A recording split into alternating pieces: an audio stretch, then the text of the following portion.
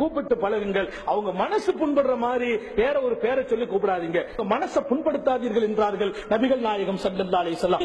எந்த பெண்மணி கணவனை சந்தோஷப்படுத்துகிறாளோ, கணவன் கூப்பிட்ட குரலுக்கு பதில் சொல்கிறாளோ, கணவன் கூப்பிட்டால் பதில் சொல்கிறார், கணவன் ஏறிட்டு பார்த்தால் மகிழ்ச்சி இருக்கிறார்.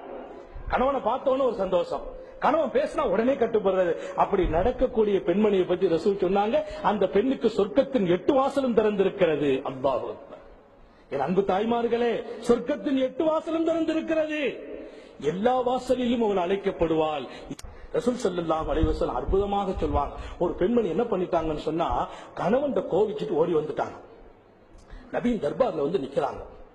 பூமா நபிகள் ஸல்லல்லாஹு அலைஹி வஸல்லம் அந்த பெண்ணை பாக்குறாங்க. என்னமான்னு கேட்டாங்க.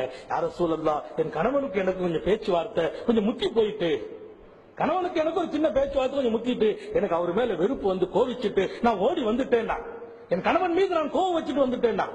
அல்லாஹ்வுடைய ரசூல் என்ன சொன்னார்கள் தெரியுமா? என் அன்பு தாய்மார்களே, கணவனை கோவிச்சுட்டு உங்க வீட்டுக்கு நீங்க ஓடி போயிடுறதோ, கணவனை கோவிச்சுட்டு நீங்க எங்கேயாவது எஞ்சி போயிட்டீங்க, அது தனியா போய் படுக்கிறீங்க, கணவன் மேல கோவப்பட்டு வெறுப்படைஞ்சு அவர் பேசின வார்த்தை ஒண்ணு கொஞ்சம் கூடுதலா பேசிட்டாரு, அப்படிங்க கோவப்பட்டா என்ன சொன்னாங்க நபி? கைஃபா ஹுவா கைஃபா ஹுவா ஜன்னத்துகி வ நாருகி. நீ எப்படி கோபித்து வந்திருக்க முடியும்?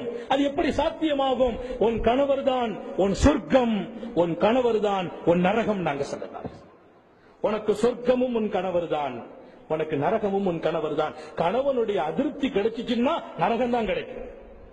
கணவனுடைய சந்தோஷத்துல தான் சொர்க்கம். தாய்மார்களை நீங்கள் மனசில் பதிய வைக்கணும். நம்முடைய கணவன் சந்தோஷப்படுகிற வரைக்கும் சொர்க்கம்.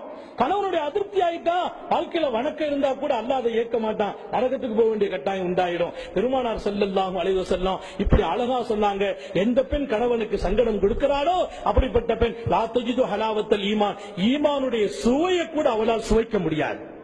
கணவனை சங்கடம் கொடுக்கிற மனைவி, கணவனை கோவிக்கிற மனைவி, ஈமானுடைய சுவை கூட அவளுக்கு கிடைக்காதுங்கிறாங்க ஸல்லல்லாஹு அலைஹி வஸல்லம். அப்புறம் தான் ஈமானை பார்க்கிறது.